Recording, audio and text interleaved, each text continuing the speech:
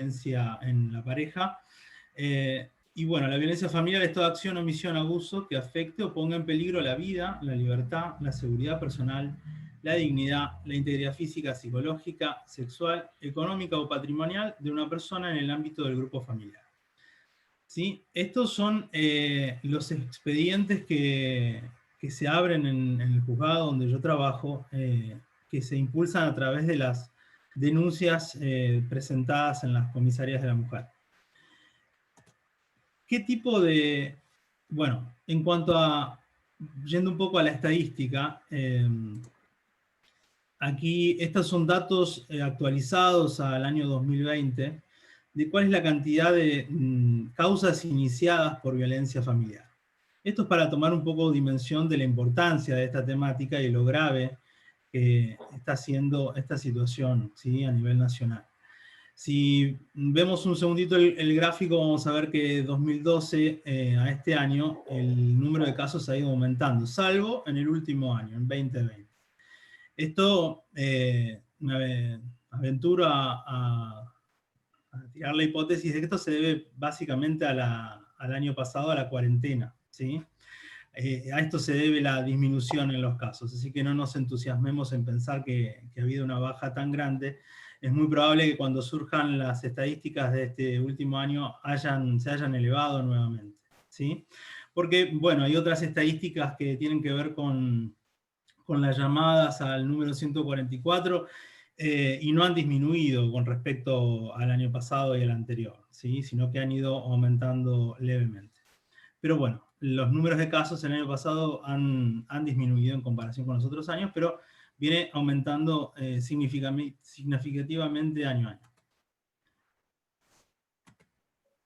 Bueno, tipos de violencia familiar. Vamos a describir brevemente las más importantes, ¿no? La violencia física, que es contra el cuerpo de la víctima, ¿sí?, produciendo lesiones, daños.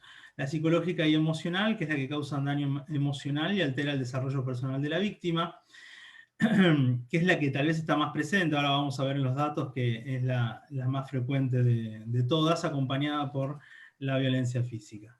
Después viene la violencia sexual, que sería forzar o doblegar a la voluntad y el derecho de decidir voluntariamente acerca de la vida sexual o reproductiva de otra persona. Y la económica patrimonial, que también está bastante integrada en las denuncias de violencia y que tiene que ver con muchos de los contextos disparadores de estas situaciones de violencia, que tiene como por objetivo la sustracción o disminución de los recursos económicos o patrimonio de la víctima. Aquí nos muestra que la más frecuente de todas es la psicológica, ¿sí? La sigue la física y la económica y patrimonial. Van a ver que los números están por encima de 100, y esto es porque, bueno, justamente las denuncias de violencia no comprenden un único tipo de violencia, sino varios de ellos, ¿no? Que están conviviendo en la misma situación.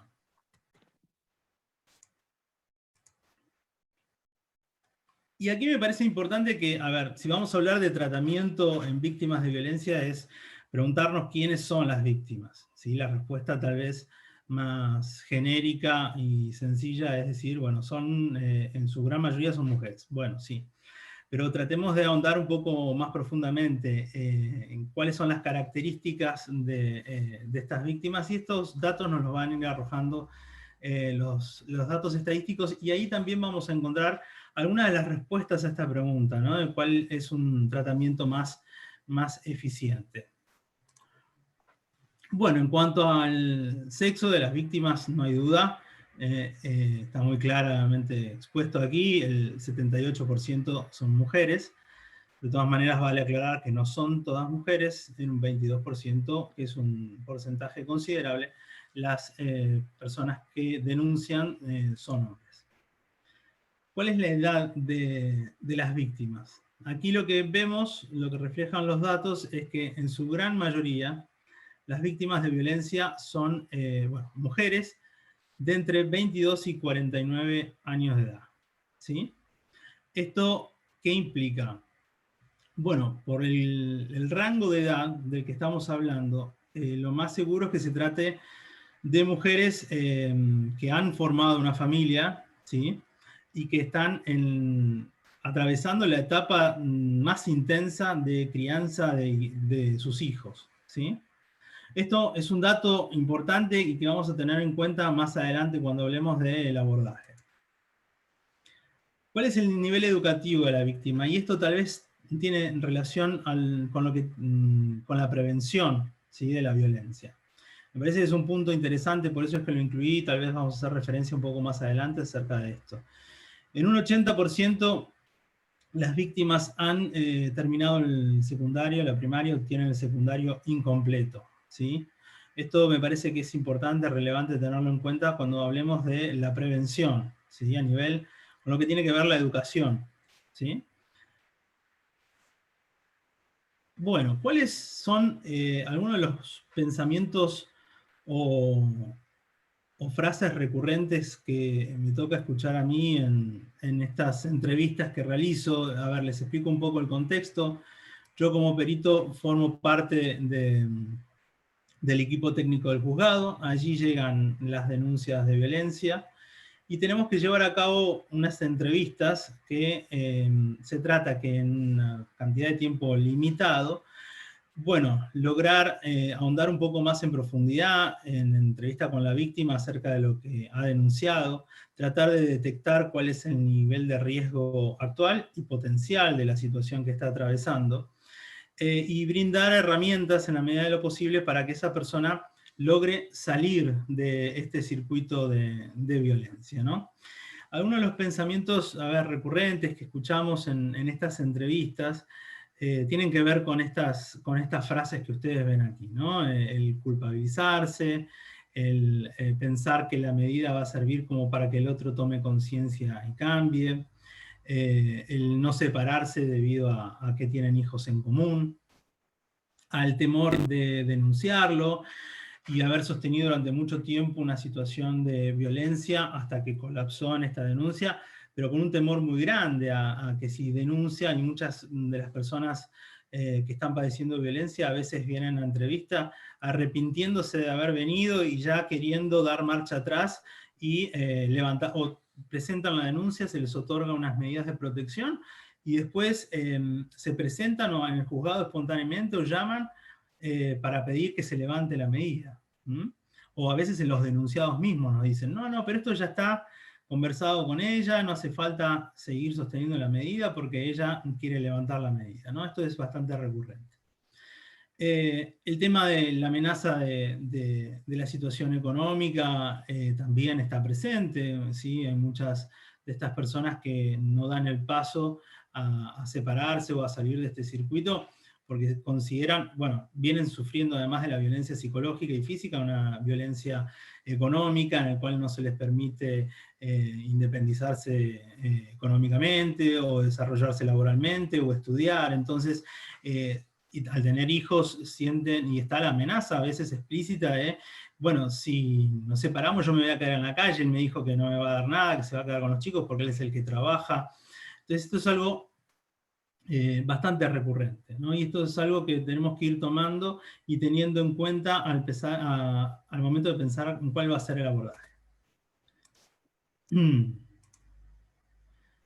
¿A dónde recurrir? Bueno, me parece que esto era importante remarcarlo, cuáles son los recursos que tienen estas personas a mano.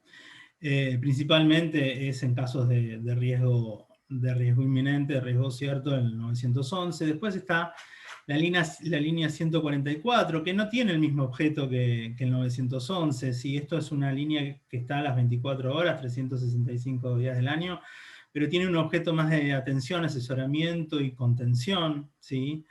Aquí se van a brindar algunos de los elementos que nosotros también tratamos y me parece a mí que es muy importante abordar durante estas entrevistas y que tienen que ver con la prevención y con el abordaje eficiente de estos casos. Y después está la Comisaría de la Mujer o la Fiscalía, ¿sí? En la provincia de Buenos Aires hay una aplicación que se ha hecho muy popular durante el año pasado en contexto de pandemia, que se llama MISEC, que es una aplicación que es prácticamente una comisaría virtual en el celular, donde uno puede presentar muchos tipos de denuncias y entre ellas están las denuncias de violencia de género. A nosotros nos llegan algunas cuantas denuncias más este año que el año pasado a través de esta aplicación, ¿sí? Así que es una herramienta bastante útil porque la persona puede en cualquier momento y en cualquier lugar y en total privacidad. A veces, a ver, tengan en cuenta que hay personas que no tienen la posibilidad de salir o tienen miedo de salir porque las están siguiendo, ¿sí? O porque no pueden salir a la calle, ¿sí? El poder tener este recurso en el celular a mano es muy útil. ¿Mm? Y en la ciudad de Buenos Aires, por supuesto, está la OVD, ¿no? La Oficina de Violencia Doméstica. Y ahí está la dirección, que es una oficina donde está centralizado, donde se reciben estas denuncias y se hace un abordaje también interdisciplinario y se otorgan, después se deriva a la justicia y se toman las medidas precautorias. El abordaje en víctimas de violencia familiar, yo pensé que sería interesante sintetizarlo en 3 ejes principalmente. Las medidas de protección, en el asesoramiento legal, me parece que esto es muy importante, tal vez un poco debido al ámbito en el que a mí me toca trabajar, noto la relevancia que tiene este punto del asesoramiento legal. Porque vamos a hablar un poco en detalle de quiénes son las víctimas, en qué contexto están, quiénes son los victimarios en su mayoría de los casos. Y aquí es donde cobra sentido el asesoramiento legal, ¿sí? Y por último, y no menos importante, el tratamiento psicoterapéutico. Esto no quiere decir que se van a dar en este orden, sino que se dan a veces, bueno, las medidas de protección salen junto con una orientación a un asesoramiento legal y una derivación a una institución que pueda brindar el tratamiento psicoterapéutico especializado, ¿sí? En violencia. Bueno, las medidas de protección, ¿sí? Esta es la primera instancia. Es lo primero que se puede hacer eficientemente, concretamente, para poder cortar con una situación de violencia familiar, ¿sí? Sobre todo cuando estamos hablando de parejas. A ver, hablamos de parejas y exparejas. Yo creo que están muy ligadas las dos y ahora vamos a ver un poco por qué.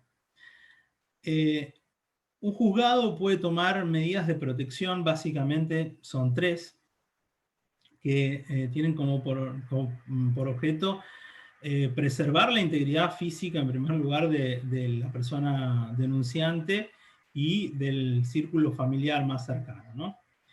Estas medidas son precautorias, la jueza o el juez lo puede tomar sin una instancia probatoria, ¿sí? No es que se le piden pruebas que se presenten o testigos para poder tomar una medida. Entonces esto, la ley establece, son medidas que se pueden tomar de manera urgente, pero tienen una duración determinada, ¿sí? Tienen un vencimiento. Y es un tiempo en el cual hay una determinada cantidad de cosas que deberían hacerse, que no siempre se hacen, y que es muy recomendable hacer hincapié en que se puedan cumplir. Las medidas pueden ser la exclusión del hogar, que es en caso de ser conviviente, se excluye a la persona agresora del domicilio, y va junto con esta segunda medida, que es una prohibición de acercamiento. Puede darse la exclusión y la prohibición, o la prohibición solamente. La prohibición determina que entre qué personas no puede haber acercamiento, se pueden establecer metros, ¿sí? Se pueden establecer domicilios, porque casi siempre es a la persona, pero además se pueden incluir domicilios. O sea, imaginemos que esta persona no solamente se acerca al domicilio, sino que anda también merodeando en el lugar del trabajo de la denunciante. Entonces la medida también puede incluir el lugar de trabajo, si incluye ya a los chicos, también puede incluir la institución educativa de la que se trate. Entonces permite articular diferentes posibilidades. Y el cese de los actos de perturbación, bueno, que tal vez es el que se emplea en los casos más leves, en el que tal vez no se percibe que haya un riesgo a la integridad física, pero que hay actos que tal vez no comprenden el acercamiento, pueden ser mensajes de hostigamiento o insultos que tal vez la jueza considera que no meritan una prohibición de acercamiento, pero sí instar a que haya un cese en los actos de perturbación. Respecto a las medidas de protección, vamos a tratar de ser muy claros, ¿no? Estas medidas, porque a veces uno ve en los medios que se habla acerca de tal persona tenía una medida y no la cumplió, como si estas medidas de protección fuesen algún estilo de barrera mágica que impide al denunciado acercarse y llevar a cabo un acto de violencia si es lo que tiene ya decidido hacer. Las medidas de protección son necesarias y son muy útiles en un cierto número de casos, ¿sí? No en todos. En los casos más graves, estas medidas deben tomarse, pero además se debe dar intervención a la justicia más de carácter penal. Los juzgados de familia son civiles, ¿sí? Y hay otras cuestiones de fondo que son necesarias atender, ¿no? Esto cuando aquí al final de esta filmina se comenta, ¿no? Que se orienta a la persona entrevistada a iniciar acciones legales de fondo o a buscar asesoramiento psicológico, que casi siempre son las dos juntas. Aquí es donde está un poco la esencia de donde comienza un tratamiento, un abordaje efectivo, ¿no? ¿Por qué? Porque en la gran mayoría de los casos las personas denunciadas son exparejas o novios o un esposo o una esposa. Entonces hay una relación de pareja ahí establecida. Como habíamos mencionado, el rango de edad de las víctimas hace que muy probablemente tengan hijos en común.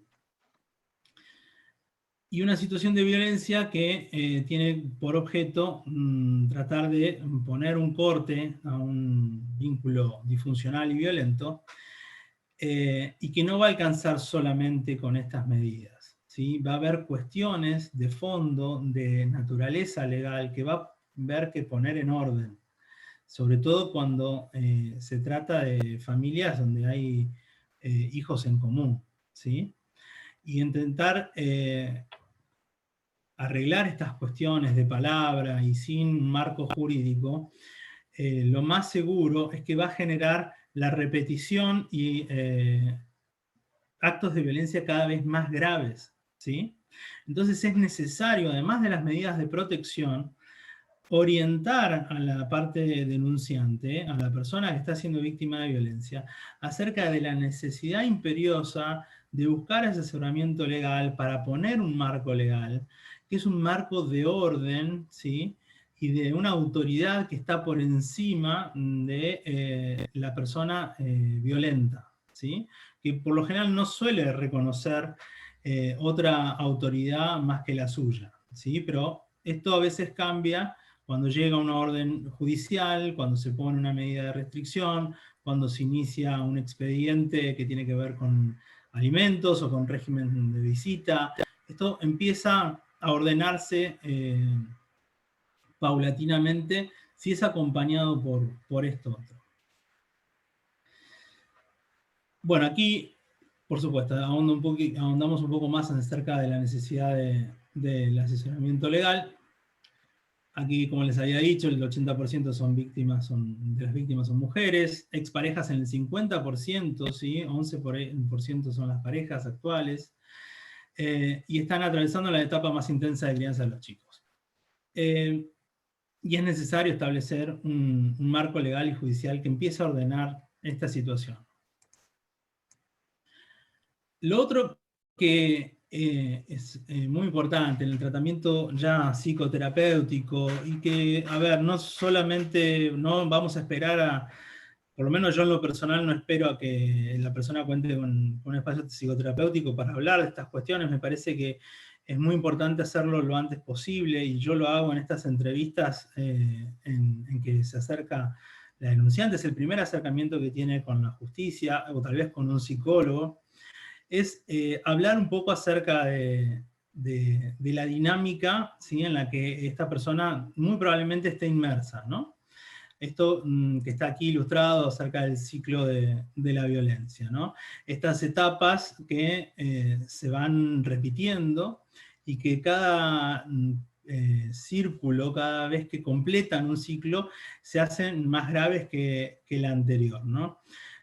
les llamará la atención, a mí todavía me sigue llamando la atención muchas veces cuando les hago una descripción de esta dinámica, ¿no? Acerca de la acumulación de tensión, la explosión, ¿sí? El arrepentimiento, la reconciliación y el estadio de aparente calma, cómo las denunciantes se sorprenden de que el modo en que uno está describiendo sin conocerlas y sin conocer a la familia el funcionamiento, ¿no? Y entonces muchas veces se ven sorprendidas y nos dicen, ah, me estás describiendo tal cual cómo están funcionando las cosas en casa.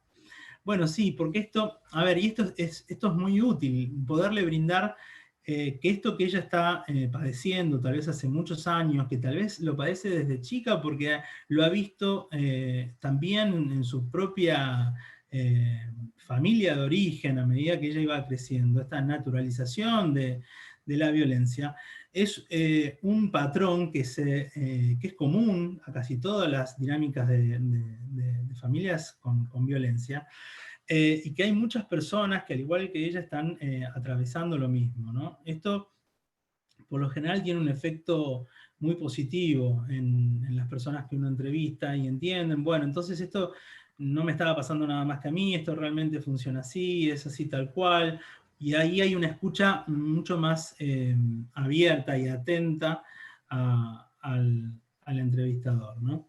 Esto también tiene que replicarse, considero yo, en el tratamiento psicoterapéutico, y esto tiene el carácter de psicoeducación, ¿sí? Acerca de las dinámicas de parejas disfuncionales y violentas, y es parte sustancial. El paciente tiene que conocer cómo estaba funcionando antes o cómo venía funcionando hasta ese momento, porque es a partir de ahí donde va a poder empezar a reconocer cuáles son los patrones, los indicadores, ¿sí?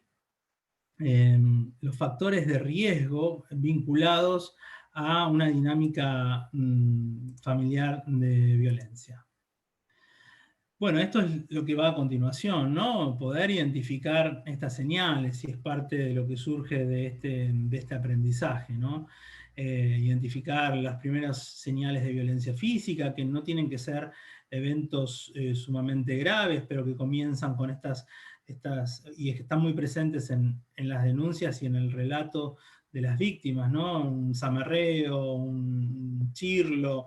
Esto tiene que ver con los chicos, a veces comienzan el noviazgo, con los celos, bueno, ni hablar de las relaciones sexuales no consentidas, el maltrato, el acoso, el control económico, la celopatía es algo muy, muy común y muy recurrente, y es uno de los indicadores de riesgo, tal vez, de las señales de alerta más fuertes que tenemos cuando están presentes en las denuncias de violencia, ¿no? Esta desregulación tan grande que tienen a veces las personas violentas cuando ven un mensaje o la pareja se vistió de tal forma o no la deja ir al trabajo porque en el trabajo tienen compañeros varones. Estas son señales a las que hay que estar atento, y hay que marcar y remarcar esto con los pacientes, con las víctimas de violencia. El control económico, bueno, y todo tipo de señales que están relacionados con estas formas de violencia más comunes. Yo hablo un poco acerca del tratamiento y lo veo como, a ver, yo hablo de empoderamiento mediante la responsabilidad.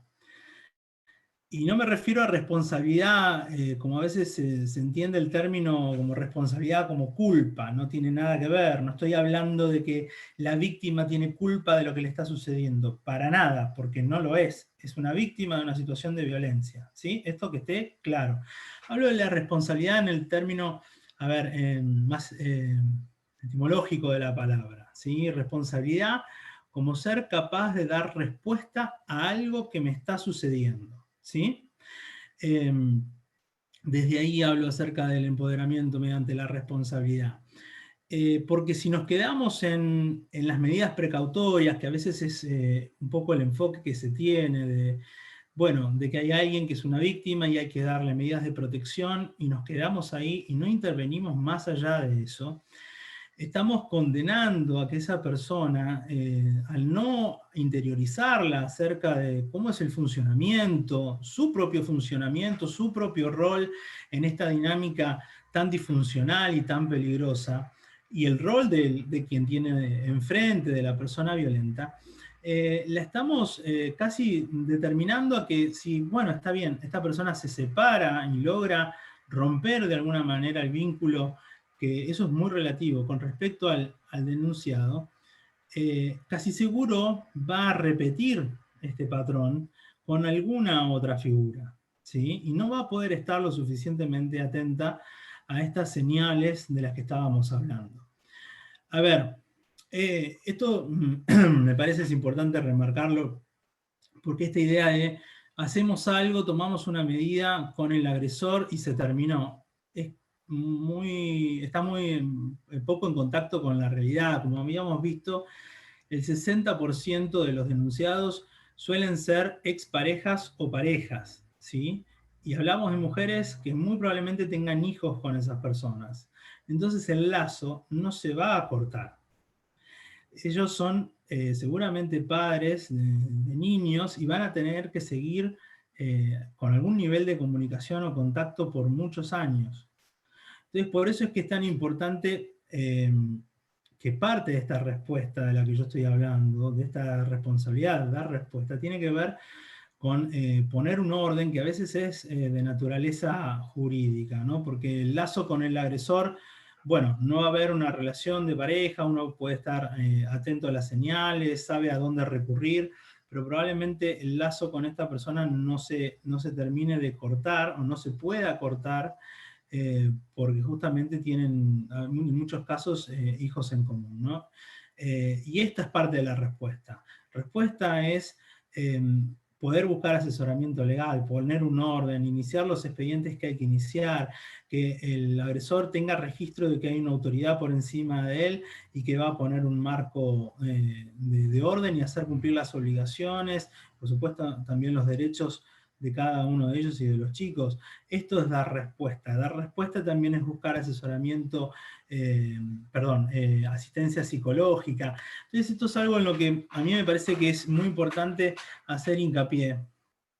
Y yo lo remarco mucho en las entrevistas, porque para mí no es parte de la prevención, es parte del abordaje, el poder comentar estas cuestiones, y no solamente que vengan a pedir una medida, que por supuesto hay que otorgárselas y hay que actuar, la justicia debe hacerlo, sino que también hay que decirles, bueno, a cambio, si no es a cambio, sino que además nosotros te pedimos que hagas algo para poder salir de esto y tomar acción a encontrar una solución de fondo a esta situación que vos y tus hijos, que casi seguro los va a tener, están atravesando. Perdón, Esto Ignacio. es, sí. 5 minutitos nos quedan. Sí, ya estoy terminando, ¿no? Y a esto es a lo que iba con esto de cuál es la respuesta a la que uno está tratando de apelar. Bueno, esto, tomar acción, buscar protección y asistencia, interiorizarse acerca de las particularidades de las dinámicas de los vínculos violentos, ¿sí? Etapas, roles, cronicidad, riesgo.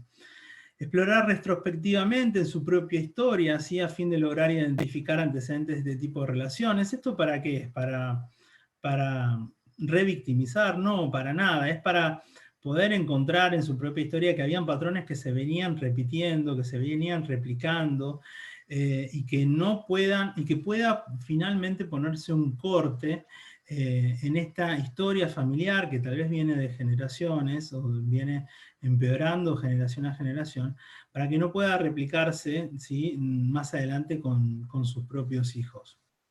Y a esto voy con el tema del nivel, cuando hablábamos del nivel educativo de las víctimas. Bueno, la gran mayoría pasa por la primaria o tiene secundario incompleto, ¿no? Aquí es tan importante la educación, ¿sí?, en esta etapa de la escolarización, donde se pueda informar, ¿sí?, a fondo y hablar de estos temas con los adolescentes, ¿sí? Que van a comenzar a tener sus primeros noviazgos, que van a tener sus primeras relaciones, y poder tener una charla, una conversación, un diálogo abierto, ¿sí? Dentro de la familia y dentro del ámbito educativo, acerca de estas tipos de dinámicas, ¿no? No solamente de la que es disfuncional, sino de aquella que se espera, ¿no? De que es una relación sana, ¿sí? De cooperación, ¿sí? No violenta, ¿sí? Velando por el interés de los hijos en común, cooperando los dos en la crianza de manera cooperativa. Esto es lo que se busca, ¿sí? Entonces ahí es donde está la verdadera prevención, debería ser en esa instancia, ya desde las primeras etapas de la adolescencia. Bueno, y desarrollar recursos psíquicos que le permitan a futuro identificar precozmente estas señales, que es lo que veníamos hablando, ¿no? Así que, bueno, traté de resumirlo lo mejor posible. Es una temática muy compleja.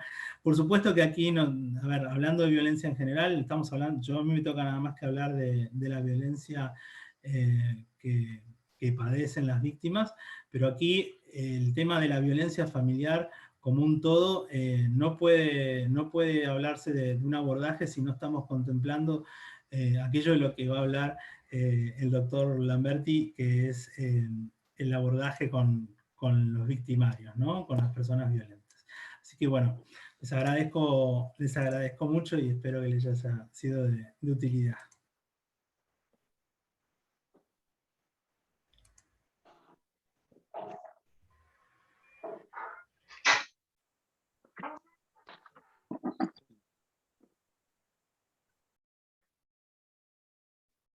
Mari. Muchas gracias, Ignacio.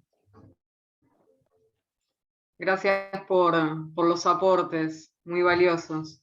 Les recordamos que pueden ir haciendo las consultas que quieran en el chat y después al final las vamos seleccionando para los expositores. Bien, vamos a continuar con el otro experto, que él va a tratar de responder, si se puede, la siguiente pregunta: ¿los hombres que ejercen violencia cambian? Silvio Lamberti, él es abogado, magíster en psicoanálisis, doctorando en Derecho por la Universidad Nacional de Lomas de Zamora, ex prosecretario letrado de la OVD, la Oficina de Violencia Doméstica de la Corte Suprema de la Justicia de la Nación, que también Ignacio la estuvo mencionando en su exposición. Docente de la carrera de especialización en violencia familiar de la Universidad Nacional de Mar del Plata, autor del libro Violencia masculina e intrafamiliar. Un gusto, Silvio. Gracias por estar y un placer escucharte y tenerte acá con nosotros. Bueno, gracias Marilyn por tu presentación y gracias a todos los presentes. Y bueno, un saludo a Ignacio, realmente muy valiosa la exposición y hay determinados aspectos que estuvo tratando en los que coincido absolutamente y los voy a tomar porque realmente me parece que son fundantes en esta temática, como es la temática de la protección, el asesoramiento y el tratamiento, no solamente para las mujeres, sino también para los varones. ¿Qué es un agresor? Para ver de intentar respondernos, yo no voy a contestar esta pregunta porque realmente sería demasiado soberbio de mi parte decir, sí, yo acá tengo la respuesta. Yo les puedo dejar más que nada una serie de inquietudes para que piensen a ver qué caminos se pueden tomar para ver la posibilidad de ir superando estas situaciones. ¿Qué es un hombre violento? Bueno, un hombre violento es aquel que actúa aquellas conductas que la Ley de Protección contra la Violencia Familiar de Provincia de Buenos Aires, de Ciudad Autónoma de Buenos Aires, la Ley 26485 de género, tipifican o indican o muestran que son las conductas violentas. A partir de la experiencia de haber trabajado con este tipo de agresores, se pueden ver determinadas características, como las marcadas diferencias entre su comportamiento público y privado, la minimización de sus actos, la recurrencia al castigo, la culpabilización de la esposa e hijos por la violencia ejercida, la utilización de conductas abusivas para descalificar al otro, celos infundados, conductas posesivas, manipulación de los hijos, alta resistencia al cambio, por eso cambian, alta resistencia al cambio, amenazas y ataques reiterados, muchas veces combinado todo esto con el uso de alcohol y drogas, conductas ambivalentes de rebeldía y de sometimiento a la ley, haber en sus aspectos históricos, como recién señalaba el colega que me precedió, haber sido un niño maltratado o testigo de violencia, no reconocerse a sí mismo como violento, no visualizar los delitos y los daños cometidos, suelen rechazar la necesidad de ayuda, asiste a un tratamiento o a un programa especializado a condición de retornar al hogar, de ver a los hijos o de no pagar alimentos, no suelen aceptar asesoramiento jurídico, utilizan los vacíos legales en beneficio propio o para justificar incumplimientos, transgreden los derechos básicos de una relación como dar apoyo, escuchar al otro, no imponer el punto de vista propio, reconocer los sentimientos ajenos, no acusar, no criticar, denigrar y culpabilizar a los miembros de la familia. Son aquellos personajes que tienen conceptos estereotipados con relación a la mujer, creen en la existencia de roles fijos conservadores de desigualdades de poder y prestigio entre los sexos, tienen conductas autoritarias como supuestos indicadores de autoridad frente a los hijos, creen en que la paternidad es una función rígida e incuestionable y, por supuesto, creen en que los hijos, al igual que a la pareja, deben educarlos a través del castigo. Frente a todo esto, que yo denomino violencia masculina intrafamiliar, el psicoanálisis me aporta determinados aspectos, determinados conceptos que me permiten intentar clarificar cómo funciona y cómo se puede llegar a desarticular en el ámbito de salud mental y previa intervención de la justicia estas conductas violentas. El episodio agudo de violencia que recién comentaba el colega, en definitiva es una descarga pulsional donde aparecen emociones egoístas, crueles, primitivas, que se descargan. Se da en forma cíclica, la llamada compulsión a la repetición, es decir, la reiteración de experiencias reprimidas de vieja data. Es una situación que va más allá del principio de placer, del equilibrio en el que nos tendríamos que encontrar todos los neuróticos que pisamos este planeta, y por supuesto esa instancia controladora del superyo que nos lleva al arrepentimiento, al pedido de perdón, y hay un nuevo ciclo de la violencia. Lo que uno puede advertir por lo general es que la intervención judicial viene a partir del episodio agudo. Y es aquí donde la justicia civil toma estas medidas de protección recién reseñadas que se hacen absolutamente necesarias, como decía el colega. Ahora bien, hay un aspecto de estas medidas de protección que para mí es fundamental, que es el tiempo de vigencia, la duración en el tiempo de las medidas de protección. Es decir, el juez, la jueza, no puede excluir a un sujeto agresor por plazo indeterminado, sin fijar plazo. Es más, todas las leyes de nuestro país, incluso la ley de género, establece que el juez o la jueza tiene que determinar la duración de la medida. ¿A qué se debe esto? Se debe a que tiene que existir seguridad jurídica, es decir, saber que fulano de tal está excluido por 3 meses y que por 3 meses no puede acercarse a la persona que lo denunció. Ahí podríamos llegar a decir que hay una suerte de acuerdo. Un acuerdo entre el juez y los intervinientes. Un acuerdo entre el juez o jueza, entre la persona víctima y entre la persona agresora. ¿En qué sentido? En que esta medida debe ser de cumplimiento efectivo, no solamente por parte del agresor, sino también por parte de la denunciante. El cumplimiento de los acuerdos es lo que trae la paz, porque la paz viene de pactar.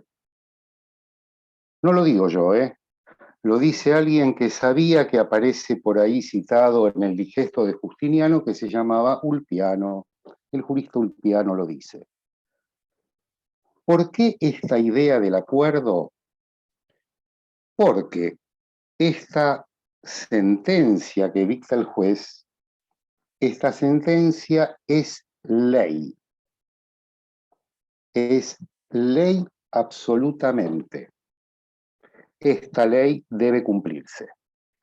La ley es lo que va a ser el garante de la recuperación de este grupo familiar.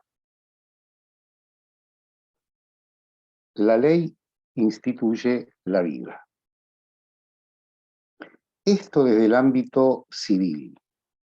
Y por supuesto, a los fines de poder sostener esta medida, aparece esta otra pata en la intervención, que es la de salud mental. Porque convengamos que es un gravísimo problema social el de la violencia doméstica, al que la ley le da solamente una respuesta, le acerca una posibilidad de solución, pero la ley sola no alcanza. La ley tiene que venir acompañada con el ámbito de salud mental, tanto para la víctima como para el agresor. Otra intervención que se mencionaba es la intervención penal. Prácticamente todas las conductas actuadas de violencia en el ámbito doméstico, toda la violencia masculina intrafamiliar, es delito. Pero claro, nos encontramos con que en el sistema penal el protagonista es el imputado, no es la víctima a quien hay que proteger. Por supuesto, la dificultad probatoria que llevó a que se instituyeran sistemas civiles de protección en violencia, pero yo rescato un aspecto que es la posibilidad de suspensión del juicio penal a prueba o una sentencia de ejecución condicional, que está condicionado todo, entre otros aspectos, a que el imputado esté contenido en el ámbito de salud, y en este caso de salud mental.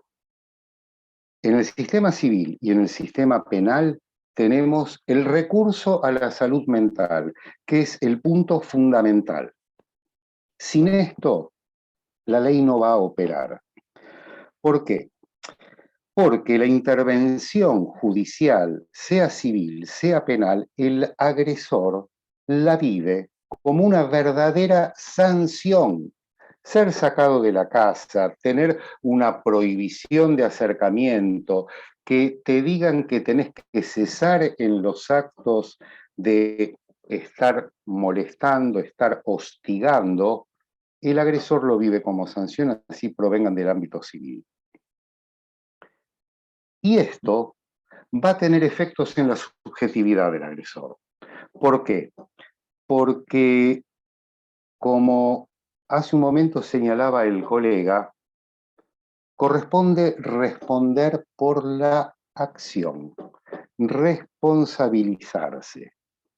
Y esto es lo que se llama que la ley va a tener efecto clínico en este sujeto agresor. ¿Qué quiere decir efecto clínico?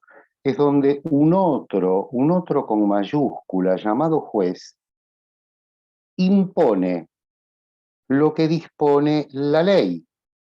¿Y qué es la ley? Es la instancia reguladora de conductas que promueve las conductas valiosas y sanciona las conductas disvaliosas. De allí que las medidas que se dicten, las medidas de protección, permiten que el responsable, es decir, su autor, subjetivice el acto ilícito. ¿Para qué?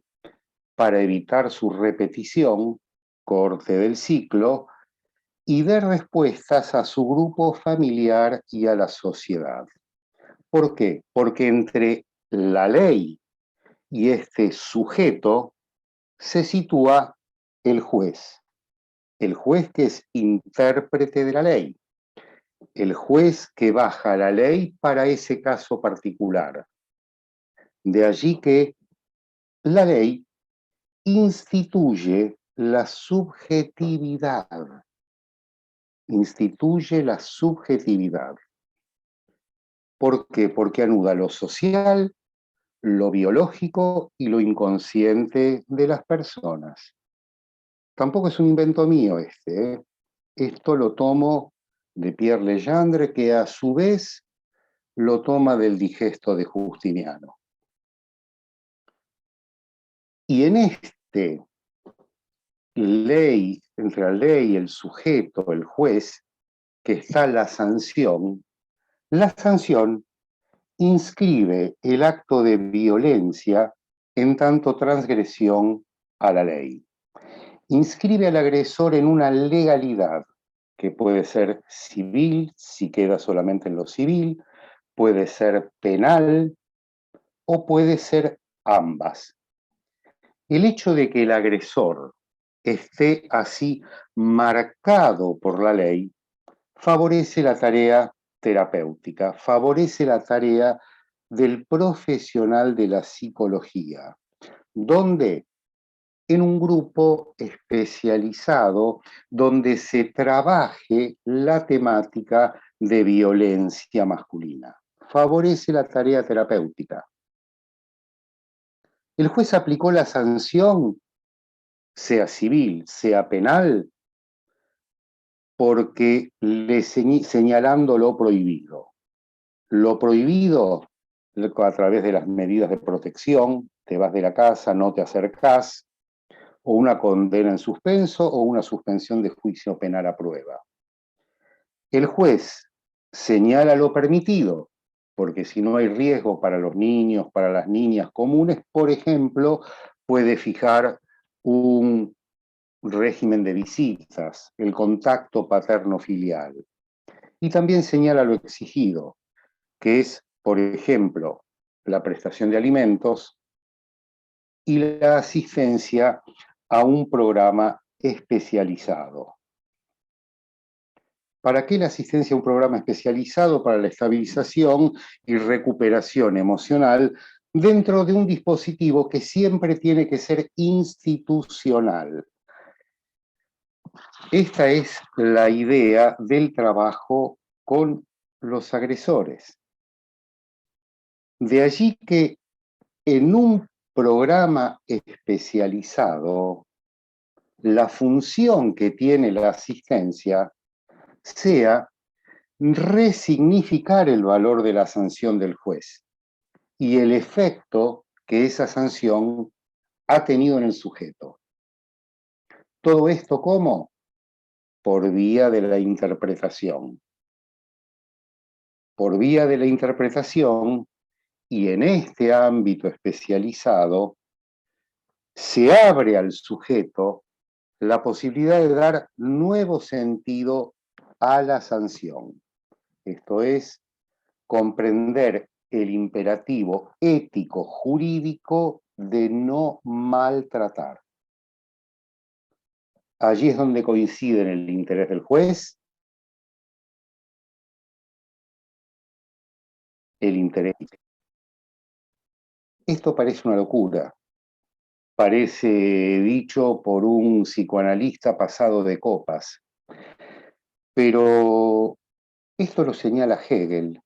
En su filosofía del derecho, dice, como ser racional que es, el delincuente es honrado con la pena. Como ser racional que es, el delincuente es honrado con la pena. Al participar en un grupo, el efecto clínico de la ley en violencia masculina intrafamiliar tiene la función de darle pleno sentido a la prohibición de reiterar las conductas que lo llevaron a ese lugar. Esa es la función que tiene la asistencia a un grupo. De allí que sea tan importante la muñeca tanto del juez como la del abogado que asesora y patrocina al agresor y como la del terapeuta en el grupo. Porque como les decía en un comienzo, se trata de hacer acuerdos. Acuerdos que tienen que tener una duración en el tiempo. El juez fija la medida por un plazo, supongamos, de 3 meses.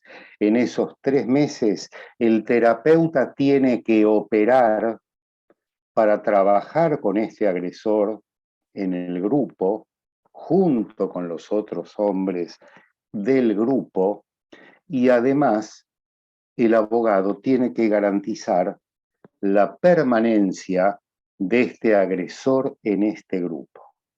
De aquí la importancia de la especialización en esta materia. Acá uno no trabaja como cualquier abogado, acá uno trabaja de una forma completamente distinta, más allá de que haya partes o como las quieran denominar, pero acá no hay ni un vencedor ni un vencido, ni un condenado en costas, ni nada por el estilo. Por eso yo no hablo de un proceso, yo hablo de un trámite especial. Y justamente la idea de derivación a un programa especializado, nosotros nos encontramos en el sistema legal nuestro con que hay leyes que se refieren a imponer una terapia, instar a programa o castigar mandando a alguien a un programa especializado. Por ejemplo, ante el incumplimiento de medidas, como dice la ley de Provincia de Buenos Aires. La de Ciudad de Buenos Aires, el juez dice que es instar a tratamiento. A mí me parece que la mejor opción es la de instar a un tratamiento, a un programa, porque no tienen que estar inspirados en la amenaza o en el castigo, sino en el acuerdo ante el juez. Yo me comprometo a asistir a tal programa durante el plazo que dure la medida. Y yo me comprometo ante el terapeuta a asistir a las reuniones que haya mientras dure la medida. Y el mientras dure la medida, obviamente puede ser modificado. No en vano la importancia del terapeuta a cargo del equipo, del grupo, de informar al juez acerca de la asistencia de esta persona al grupo, del derivado al grupo, por el plazo que se indique. E incluso la sugerencia, es decir, bueno, se sugiere que siga viniendo. Yo creo que acá la importancia es la de abordar mediante la palabra la problemática que afecta al agresor y a su grupo familiar en un proceso de comprensión y de reflexión acerca de sus actos. ¿Por qué? Porque tiene que responder. El famoso respondere latino, que a su vez viene del verbo reor. Reor quiere decir hablar. El reo, en el derecho penal, es el que confiesa. Al hablar, al poner en palabras, se cumple con uno de los preceptos de la cura a través de la palabra. Pero ustedes me dirán, ¿los hombres violentos tienen cura? La violencia doméstica no es una enfermedad que uno le pueda administrar una pastillita, por más de que esté en el DSM-5, que esté todo indicado, pastillita para esto, pastillita para aquello. La violencia doméstica no está ni para la mujer ni para el agresor la posibilidad de que una pastillita se cure, sino que se trata de desaprender determinado tipo de conocimientos, determinado tipo de conductas, determinado tipo de vivencias, de no ponerlas en acto, de no actuarlas. Y es solamente, creo yo, a partir de la palabra. Palabra que tiene que estar puesta por el agresor en el lugar apropiado y, por supuesto, con este control judicial. No nos olvidemos, y con esto redondeo y finalizo, que todas las leyes de protección contra la violencia doméstica vigentes en nuestro territorio, e incluso la ley 26485 de protección integral a las mujeres, ponen en cabeza de los jueces y de las juezas el seguimiento de los expedientes. No es cuestión de dictar medidas y archivar. No es cuestión de dictar medidas y de mandar a un programa especializado y de archivar. No, se tiene que hacer un recorrido a lo largo del tiempo con estas familias para poder recién allí ver si está teniendo eficacia la intervención. No todos los agresores terminan repitiendo las conductas que los llevaron a ser denunciados.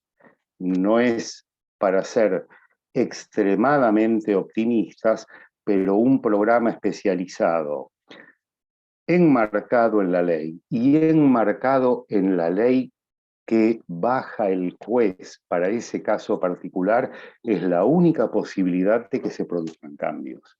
Bueno, y colorín colorado, la charla ha terminado. Muchísimas gracias, Silvio. La verdad que es un placer escucharlos a los dos, muy claros ambos. Y vamos a dar paso a las preguntas, que son numerosas, pero que son muy interesantes para que puedan responder. Agradecen muchísimo. Estamos recibiendo muchas felicitaciones de quienes están presenciando la jornada hoy. Y a los 5 minutos de haber comenzado esta jornada, ya recibimos la primera pregunta. Así que bueno, me parece que en parte puede haber sido respondida, pero me gustaría si la pudieran completar. Porque Miriam pregunta si la persona violenta cambia, que era el tema de leitmotiv de la segunda ponencia, pero la apreciación de ambos profesionales me parece que sería muy adecuada. Y ella además agrega si alguna vez la persona violenta comprende la gravedad del hecho. A ver, Silvio, si querés contestar primero vos o Ignacio. ¿Voy yo, Ignacio? Sí, como usted sirve, por favor. La experiencia, por lo menos, de haber escuchado a hombres violentos, recuerdo uno que la mandó a la mujer al hospital con el ojo en la mano, perdió el ojo la mujer, tomó conciencia. Algunos toman conciencia, muchos toman conciencia, no todos. Muchas gracias, Silvio. Ignacio. Bueno, la pregunta es bastante particular. Temeraria, ¿no? Cambian. Yo creo que tienen la misma capacidad de reflexión que las víctimas.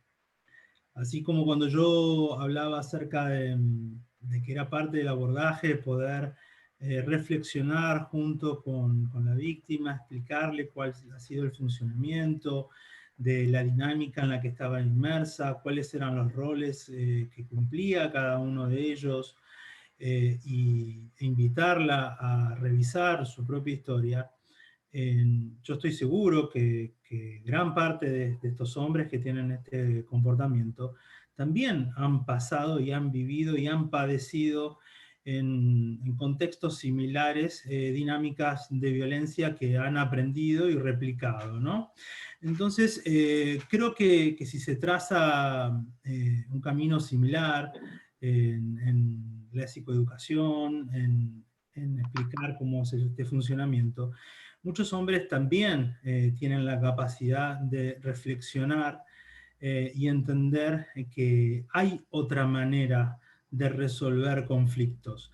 Yo esto lo veo desde otro lugar, no desde el estrictamente terapéutico, porque no es mi especialidad, pero sí me toca verlo en el juzgado, cuando, a ver, muchas de las personas que toman contacto con el juzgado por las denuncias de violencia, luego de estas indicaciones que uno le da a las víctimas, sobre todo lo de buscar asesoramiento legal, a las pocas semanas uno los ve sentados en el pasillo del juzgado, donde se iniciaron efectivamente las acciones legales de fondo.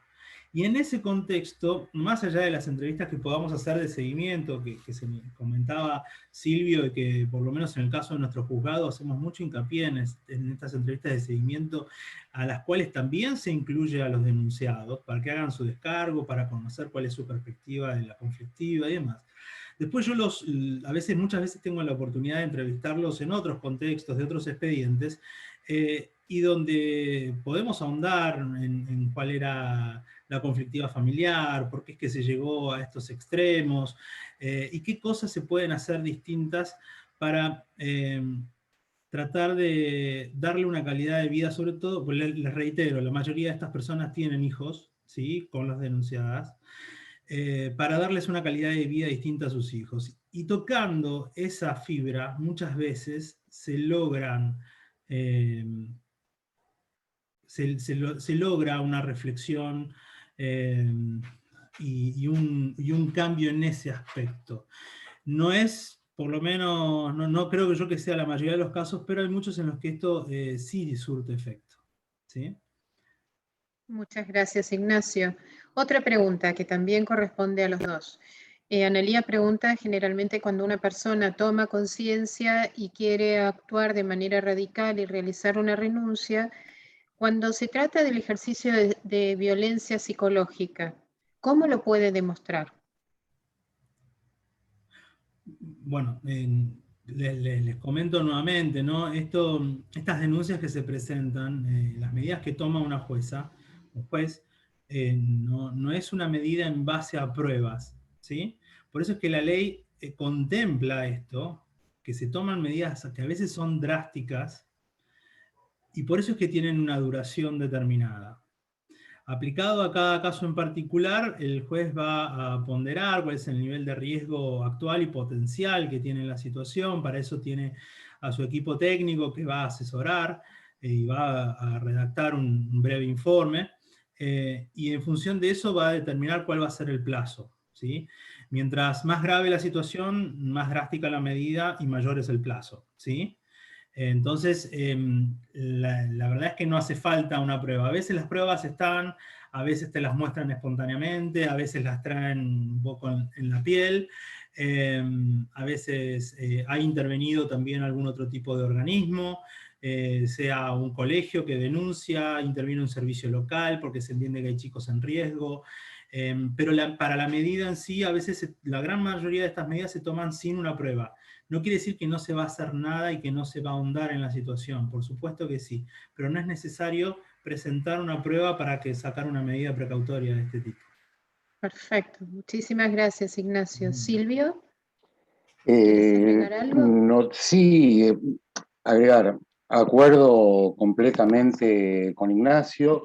La experiencia, por lo menos, yo antes de trabajar en la Oficina de Violencia Doméstica, trabajé en el Juzgado Civil número 25 en Capital, de familia, a cargo de Lucas Saón, y por supuesto se contaba con el equipo interdisciplinario y del propio discurso de la persona que venía a hacer la denuncia, resultaba la violencia psicológica.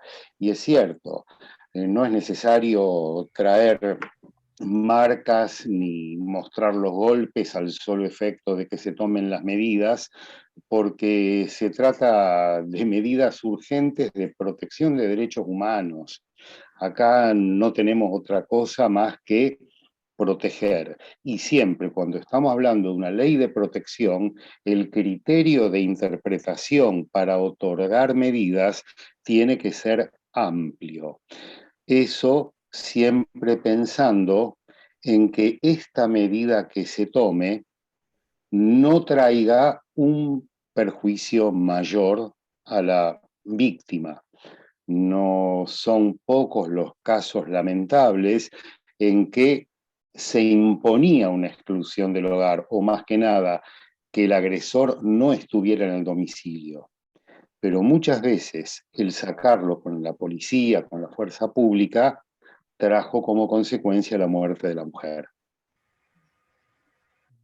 Por eso la importancia de apenas tomar las medidas, el agresor sea oído por el juzgado, que alguien le dé un lugar, que alguien lo aloje, para poder a partir de allí empezar a trabajar con él la importancia de estar en el ámbito de salud mental y de contar con patrocinio letrado especializado.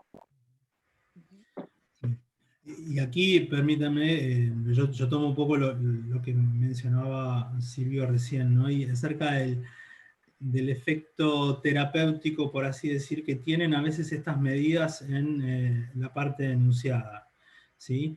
Y esta de intervención inmediata, porque nunca vamos a abordar este tema por completo si nos focalizamos pura y exclusivamente en la víctima.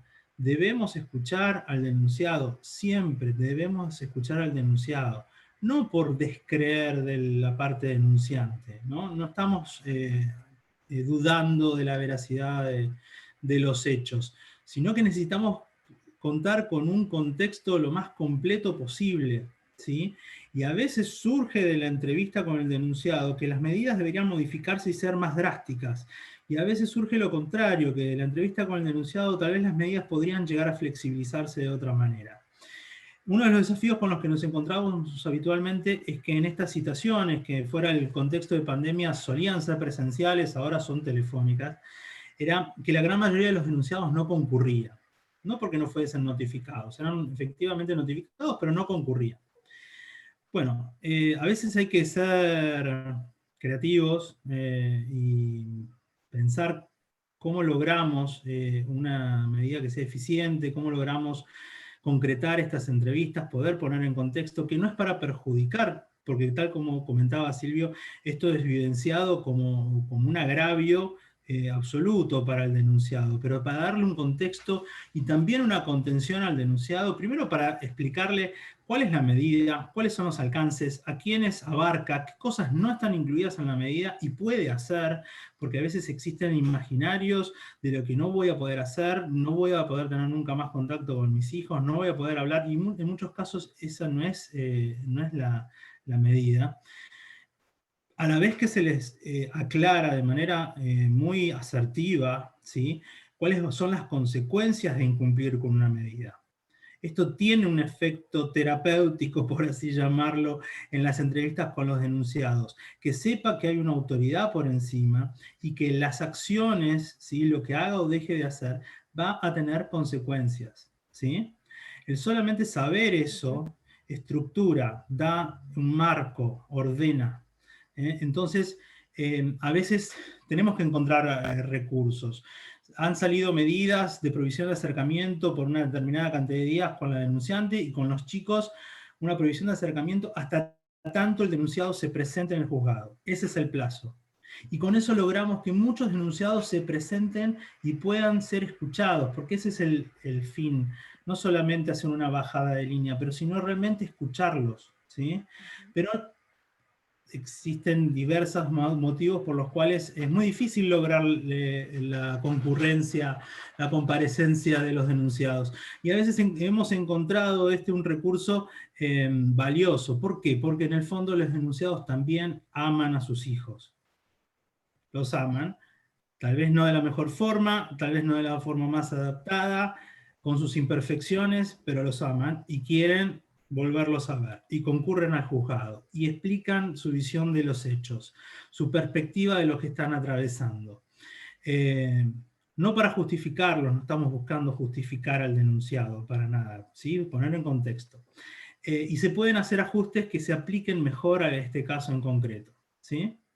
Así que bueno, hay que también ser creativos y pensar alternativas que puedan conseguir los fines que estamos buscando, ¿sí? Que no es nada más que dividir esto en blanco y negro, hay un bueno, hay un malo, sino que hay una dinámica que es patológica, que es peligrosa para todos, que no se les está haciendo bien a nadie, y que puede cada uno por su parte y a su modo contribuir y reflexionar y aportar algo para que ese seno familiar, que por más que no esté, ahora esté disgregado, estén separados, pueden darle un ámbito que creo yo que en la mayoría de los casos los denunciados coinciden, que pueden hacer algo porque sus hijos estén y se críen en un ámbito más sano, ¿sí? Y cuando uno se los presenta así, que no es para conformar a la otra parte, que no es para darle la razón a la otra parte, sino que es para que entre los dos puedan construir algo distinto y mejor que lo que ellos mismos pasaron históricamente para sus hijos, ahí es donde se hace un clic, ¿sí? Perfecto. Al respecto también nos hacen otra pregunta, Ignacio, que dice así: ¿cómo se abordaría una protección cuando la víctima no denuncia por estar amenazado y existen menores en peligro? Bueno, en ese contexto, ¿cómo se toma conocimiento de que hay una situación de vulneración para los chicos, ¿no? A Sí, veces sí. es una institución de salud o es la institución educativa quien toma conocimiento de esto. Bueno, primero y principal, comunicar. Las instituciones de salud educativas están obligadas a presentar una denuncia y pueden hacerlo. No solamente están habilitados, sino que están obligados a hacerlo. Y hay instituciones especializadas, ¿sí? En el caso de la provincia de Buenos Aires, son los servicios locales que tienen sus propios equipos interdisciplinarios y actúan ante estos casos. Después se puede tomar una medida que se llaman medidas de abrigo, y ahí interviene la justicia, ¿sí? Pero el primer contacto suelen ser con estos servicios locales a través de alguna denuncia, porque puede no haber sido impulsada por alguno de los progenitores. En el caso de la Ciudad de Buenos Aires, corríjame si no recuerdo bien, es la Dirección de Niñez quien es la institución encargada de este tipo de intervenciones. No sé si estoy respondiendo a la pregunta. Sí, perfecto. Silvio, ¿querés agregar algo a lo que mencionaba recién Ignacio? En absoluto, está absolutamente redondeada la respuesta con los dichos del sería redundante. Perfecto. Un comentario que nos hacen, que me parece que va a ser difícil a que lo puedan responder, mencionan que en los pueblos del interior el problema es que no se da abasto con la demanda y no se encuentran capacitados para poder abordar de la forma adecuada los temas de las denuncias de violencia doméstica. ¿Qué se podría hacer? Tampoco se cuenta con los recursos adecuados. Sí. Lo que se podría hacer, bueno, hay afortunadamente en el interior, por lo menos de la provincia de Buenos Aires, se están llevando los cursos de especialización, las carreras de especialización en violencia doméstica, entre ellas la Universidad de Mar del Plata, a donde va prácticamente mucha gente del sur y del oeste de la provincia, e incluso han comenzado a dictar cursos en Tres Arroyos para que llegue gente que en otros momentos no llegaría y que llegan del norte de Patagonia, por ejemplo. Tengo entendido, que en determinadas jurisdicciones están trabajando en forma interdisciplinaria en los juzgados.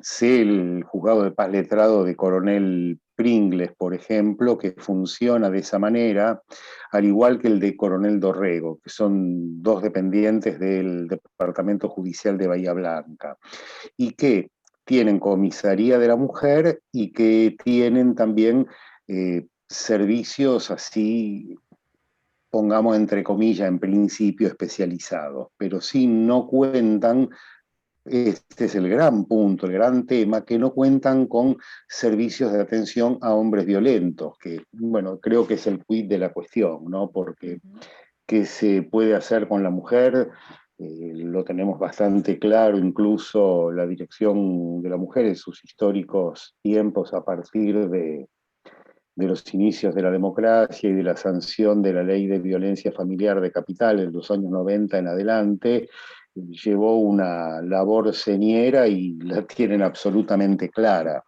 El tema es que lamentablemente con sucesivas administraciones de algún signo político que no comparto, están podando los recursos para las mujeres y por supuesto los de los varones.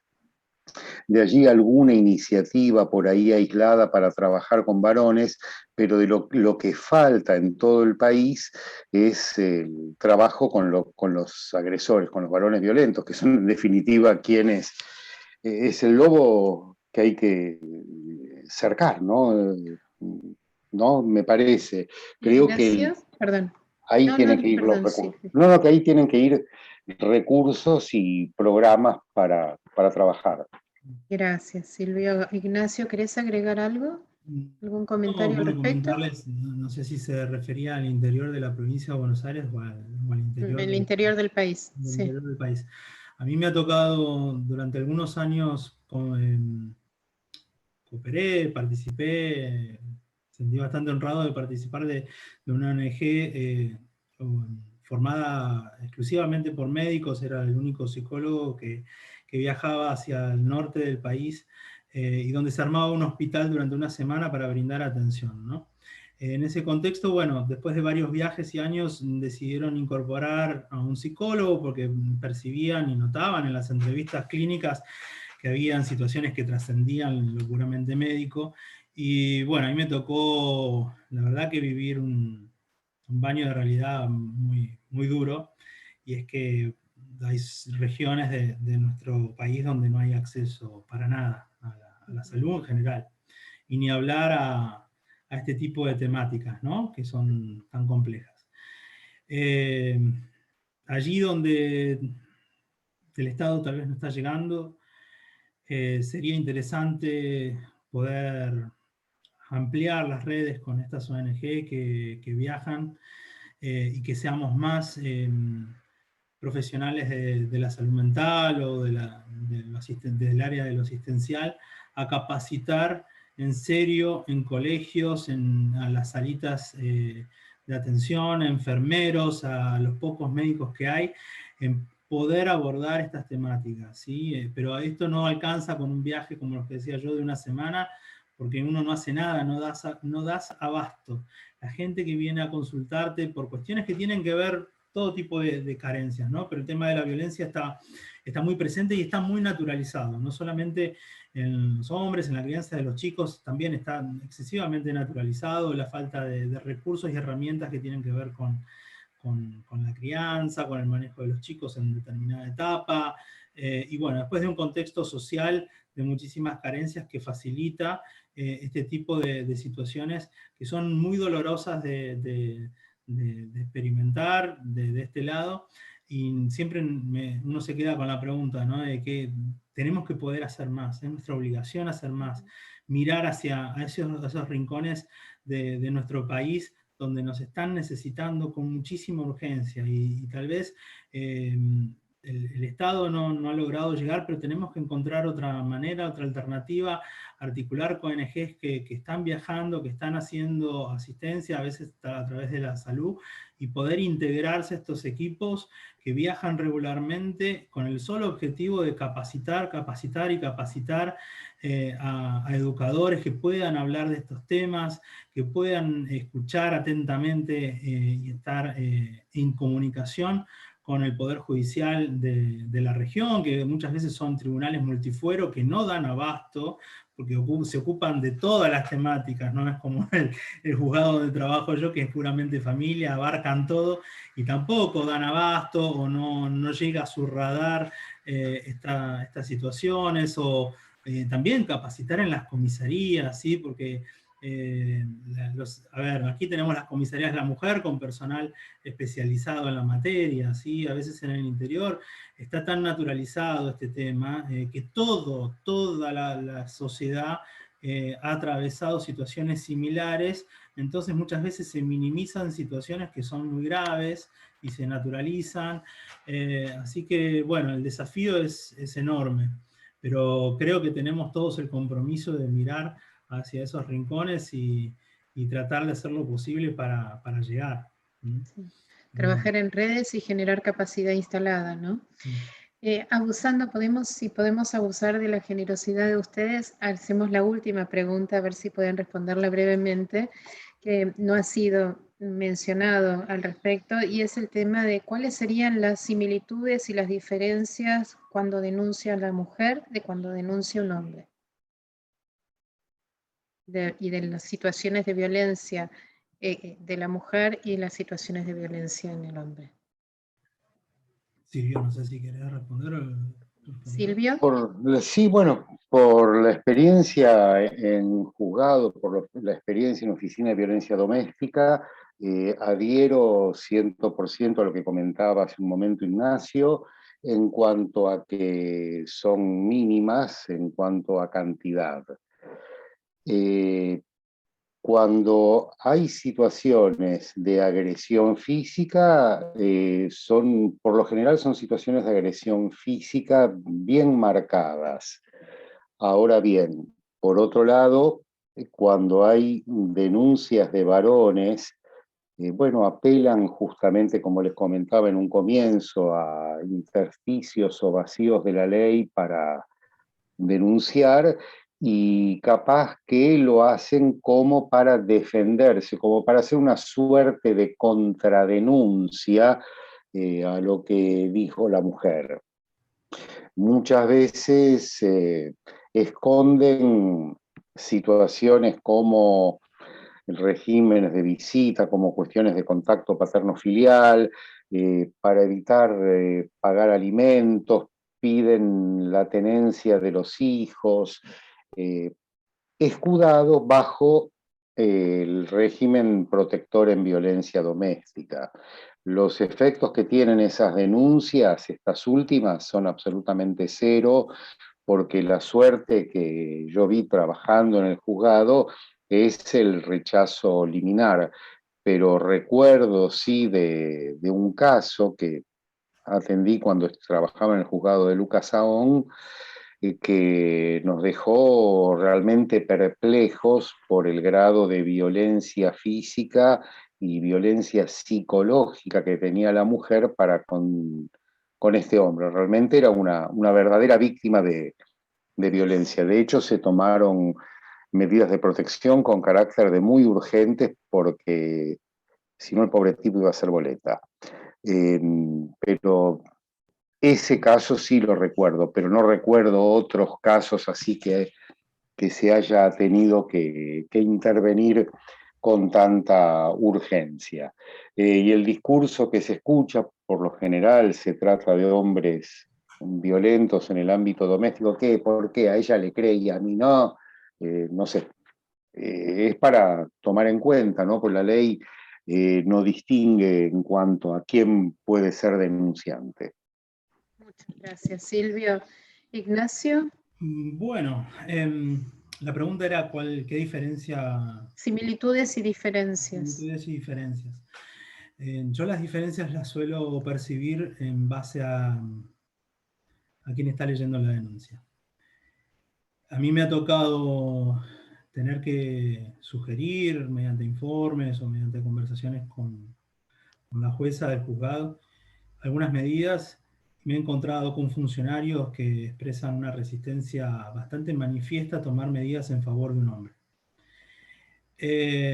Y si uno diera lectura a los hechos y cambiara los nombres, las medidas serían totalmente distintas. Este ejercicio yo a veces lo hago con mis alumnos en la Austral. Les leo una denuncia y me dicen cuáles son las medidas que tomarían, y les digo, bueno, ahora imagínense que el denunciante es un hombre, ¿qué harían? Y hay reparos, ¿sí?, en tomar una medida. Esto es un prejuicio, es un sesgo, llámenlo como quieran, pero es algo que debería por lo menos invitarnos a reflexionar.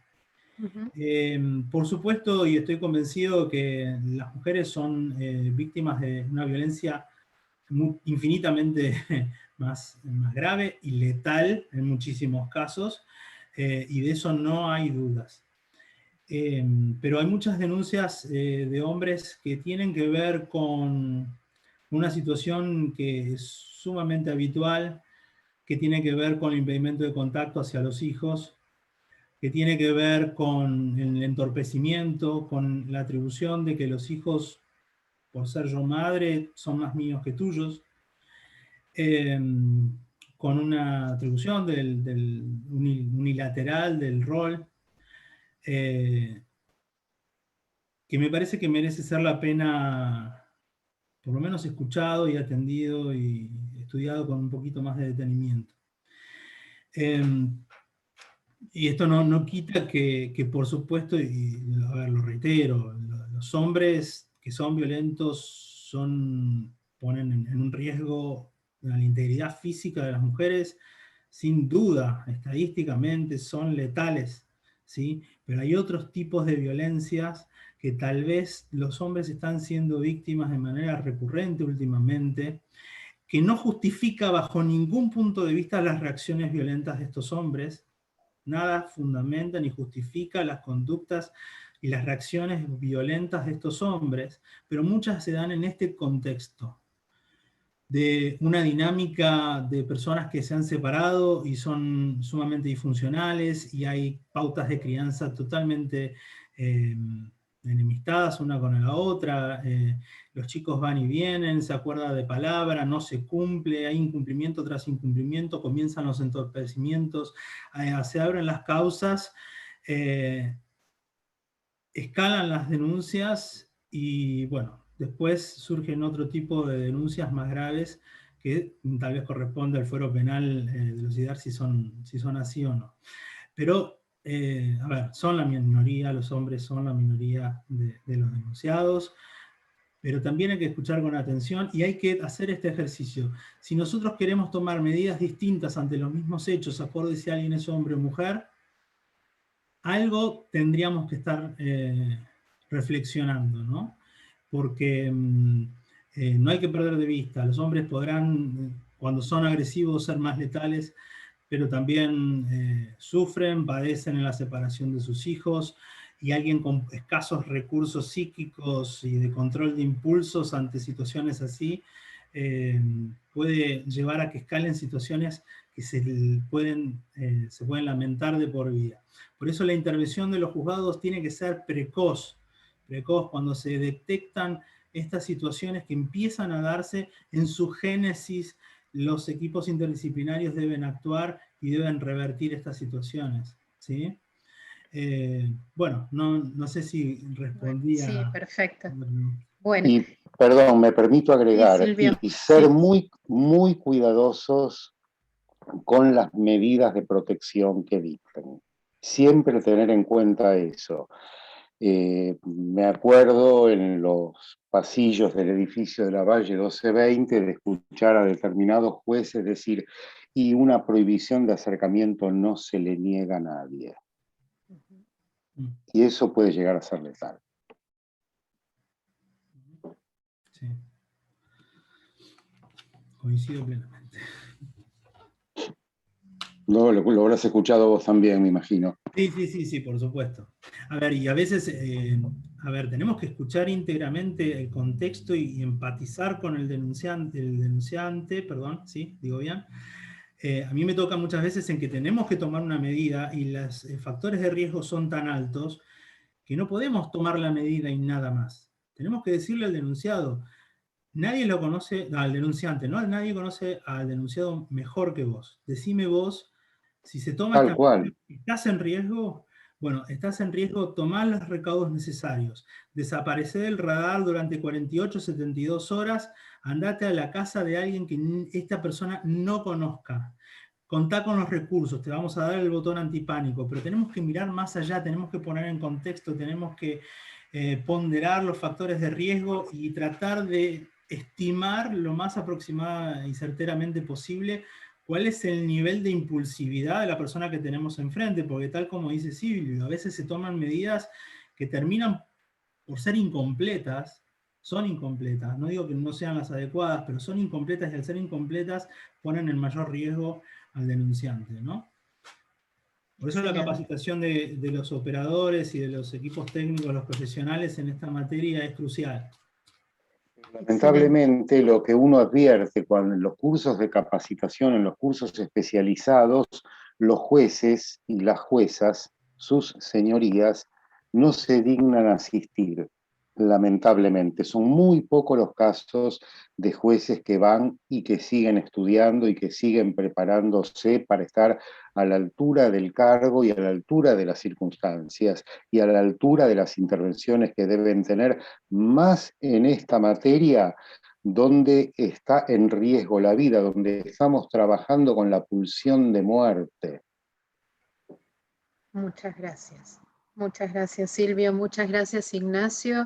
Nos están llegando muchísimos agradecimientos, felicitaciones. Hablan especialmente de la claridad conceptual con la que han transmitido cada una de sus posiciones y sus ideas. Así que lo agradecen muy especialmente. Bueno, muchos aplausos. Y nosotros también, por nuestra parte, en nombre del Instituto de Ciencias para la Familia de la Universidad Austral, les agradecemos muchísimo haber contado con su presencia y tal como lo mencionara Jorge Caruso cuando comenzamos, este va a ser el tema de nuestro Congreso Internacional del año próximo, ya sea para el precongreso y el Congreso, que será en el mes de septiembre del año que viene, y va a estar en el marco del estudio, del análisis y de la prevención en temas de violencia. Así que también para los participantes que estén interesados en la temática, ya sea para presentar sus trabajos de investigación, los trabajos que están realizando en sus ámbitos donde se desempeñan, como, bueno, a ustedes seguramente también, Dios quiera, podamos contar con la presencia valiosa de ustedes. Así que desde ya, muchas gracias, buenas noches y no les robamos más tiempo. Muchísimas gracias. Gracias por la atención. Gracias, gracias.